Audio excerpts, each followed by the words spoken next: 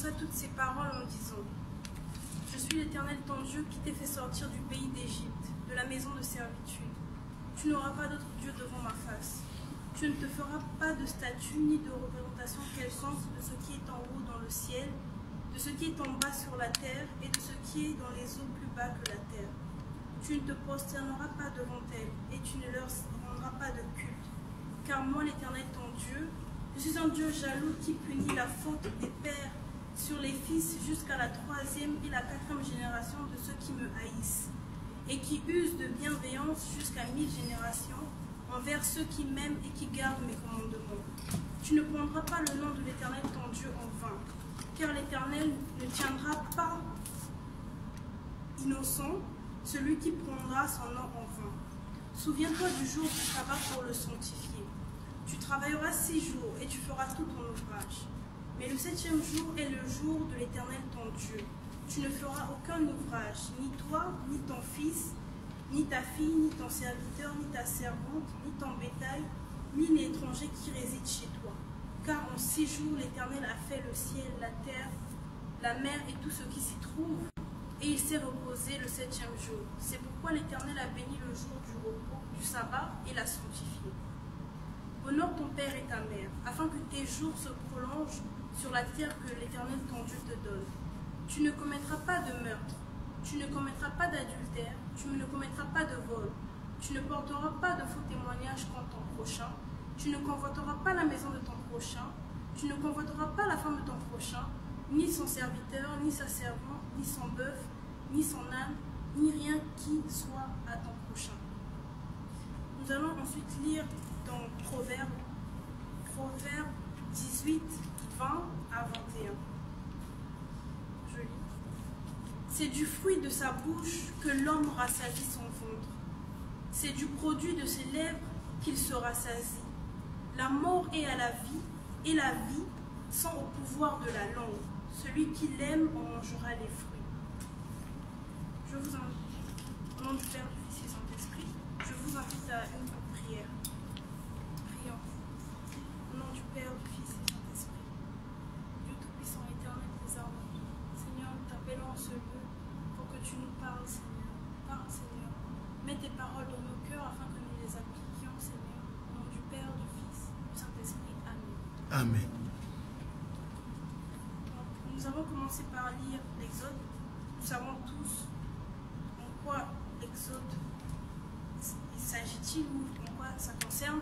C'est la loi.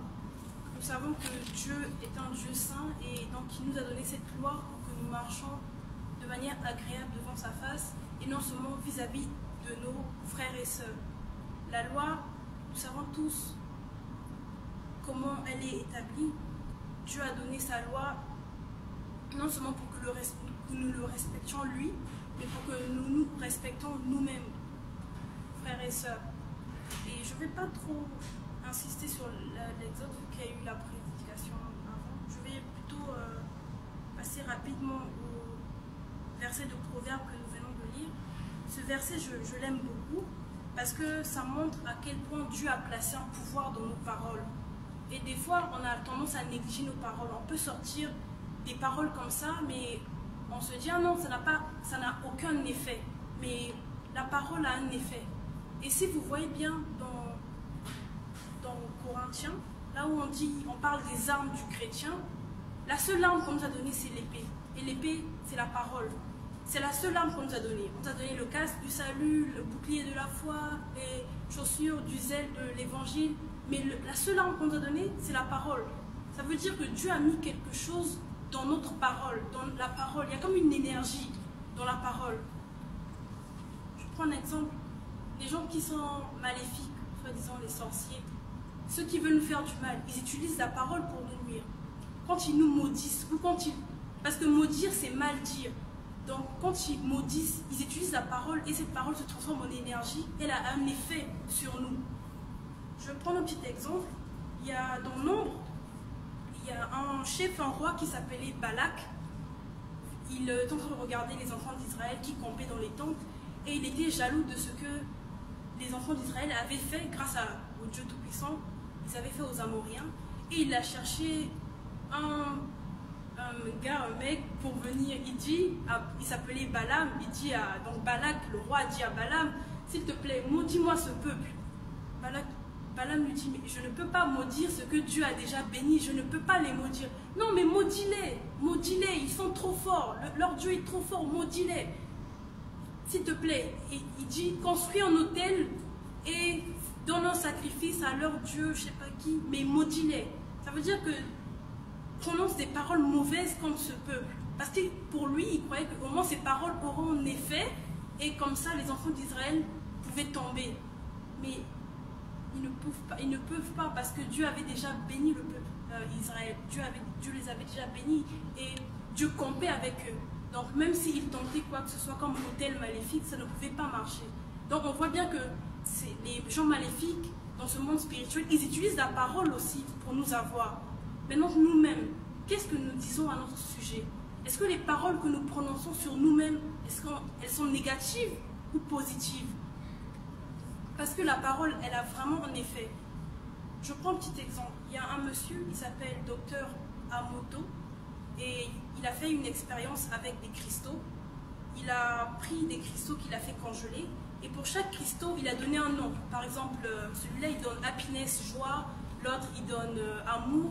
Et il a vu que chaque fois qu'il disait à happiness, genre joie, ah, tu es joyeux, et l'autre, il disait love, genre je t'aime, les cristaux formaient comme... c'était plus beau en fait, les cristaux devenaient encore plus beaux. Et quand il prenait d'autres cristaux, qu'il avait écrit par exemple hate, genre je déteste, ou sentiment négatif, et il disait je te déteste, et l'eau devenait noire, il y avait comme des bactéries, ça se formait. Et il y a aussi un autre monsieur qui a fait une expérience avec du riz qu'il a mis dans l'eau. Il a fait cuire du riz, il l'a mis dans des pots, et il a écrit love et hate. Et tous les jours à Love, il disait je t'aime, tu es beau. Et à l'autre pot de riz, il disait non, je te déteste, va te tuer. Et après 7 jours, il a remarqué que l'autre pot était devenu noir. Et l'autre pot était resté intact, c'était devenu encore plus clair, le riz était encore plus clair. C'est pour dire que notre parole, inconsciemment, elle a de l'effet. Maintenant, qu'est-ce que nous disons à notre sujet? Est-ce que nous prononçons de bonnes paroles sur nous? Est-ce que quand tu te réveilles le matin, tu te dis je suis enfant de Dieu, je suis l'enfant de Papa Simon qui m'aime aujourd'hui, il n'y a rien qui peut m'arrêter, aucun obstacle ne se tient devant ma porte, ou tu dis je n'arriverai pas, je suis maudit, il n'y a que les souffrances qui m'atteignent, les épreuves, je n'arrive pas à supporter, les choses sont trop difficiles. Tout ça, tu te mets dans une bulle. Donc cette énergie, au lieu que c'est quelqu'un d'autre qui te maudisse, mais c'est toi-même, tu te maudis toi-même. Donc toi-même, tu t'enfermes dans cette bulle, alors que Dieu t'a béni. Tu es comme le peuple d'Israël qui a été béni, mais toi-même, tu te maudis. Et donc, c'est ce que j'avais à partager aujourd'hui, c'est que nous devons contrôler nos paroles, parce que nos paroles peuvent être aussi blessantes pour nos frères. On peut dire des choses à nos frères, ou on insulte, ou on dit quelque chose. Tu ne sais pas, mais la personne a été blessée. La parole, elle est accompagnée d'une énergie. Surtout, ça dépend de la foi avec laquelle tu dis ces paroles. Quand tu proclames quelque chose avec une énergie, elle ne reste pas dans l'air comme ça, elle agit. Et parfois, on peut être frustré par des paroles. Voilà pourquoi, chaque fois qu'on dit quelque chose, on doit vraiment réfléchir à ce que nous disons. Ou quand on a parlé à quelqu'un, si tu vois que la personne est triste, demande-lui peut-être que c'est ce que tu as dit qui l'a vexé. Parce que tu ne sais pas. Et même avant, tout juste avant le passage 20, il est écrit « Un frère offensé est pire qu'une ville forte ». Moi, j'ai compris ça dans le sens où quand tu offenses quelqu'un, ben, tu le remplis de rage en fait. Parce que tes paroles sont accompagnées d'une énergie. Et il faut vraiment que nous disions de bonnes choses sur nous, nous proclamons de bonnes choses, soyons positifs, tout le temps positifs, quelles que soient les épreuves qu'on peut surmonter, soyons toujours positifs, déclarons de bonnes choses sur nos vies. La parole, c'est notre arme, c'est la seule arme que Dieu nous a donnée, donc nous devons l'utiliser à bon escient, tout le temps déclarer de bonnes paroles. Même quand quelqu'un t'insulte, ne remets pas, parce que cette énergie, elle va aller sur cette personne et tu ne sais pas ce que ça peut faire. Donc ne remets pas, toujours déclarer de bonnes paroles, même si la personne t'insulte, que Dieu te bénisse. Papa Simon te bénit, parce que tu es béni aussi, je suis béni, donc ta parole ne m'atteint pas, donc je ne vais pas remettre.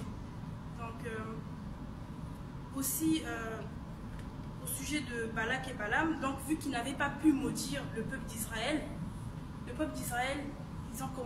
hommes ont commencé à sortir avec les filles moabites, et c'est comme ça qu'ils sont tombés. Donc ils avaient déjà la main de l'Éternel sur eux, mais c'est par leur mauvais comportement, ils sont sortis avec ces filles-là et ça n'a pas plu à Dieu. Ils se sont retirés de la présence de Dieu et ils sont tombés. Donc Dieu avait comme une main sur eux, mais par leur comportement, ils sont tombés. Donc c'est juste pour prendre un exemple aussi, des fois, par notre comportement, nous pouvons nous éloigner de la présence de Dieu. Il y a certains actes qu'on peut poser, il y a une manière d'être qu'on peut, une attitude qu'on peut avoir, mais nous ne savons pas nous éloigner de la présence de Dieu. Nous devons vraiment rester dans ce cercle où on nous a mis. Nous devons vraiment préserver le sceau que Papa Simon nous a mis, afin que nous manifestions les fruits qu'il voudrait que nous manifestions. J'en ai ainsi terminé. Au nom du Père, du Fils et du Saint-Esprit. Je vous invite à nous. Prions. Au nom du Père, du Fils et du Saint-Esprit. Notre Père qui es aux cieux, que ton nom soit sanctifié, que ton règne vienne, que ta volonté soit faite sur la terre comme au ciel. Donne-nous aujourd'hui notre pain de ce jour. Pardonne nos offenses comme nous pardonnons à ceux qui nous ont offensés. Mais délivre-nous du mal, car c'est à toi qu'appartient le règne, la puissance et la gloire pour les siècles et les siècles. Au nom du Père, du Fils et du Saint-Esprit. Amen. Amen.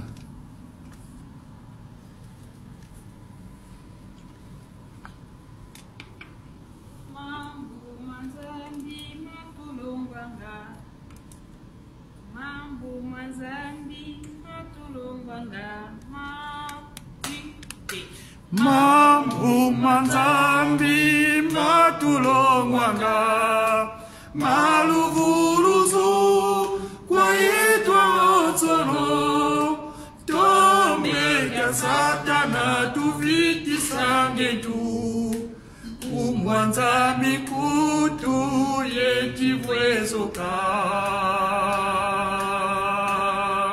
mambu manzambi matulongwanga maluvuluzu kwa yetwa otsono tombeka satana tuvitisange tu kumwanzambi kutu yetivwezoka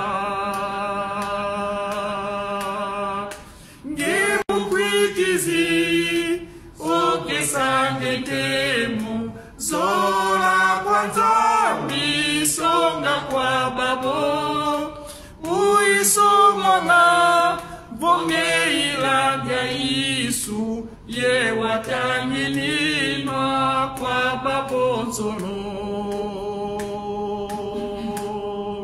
ngemukwikizi okesange temu zola kwanzambi songa kwa babo uisomanga vongeilanga Yesu ye watangilinwa kwa babo nsono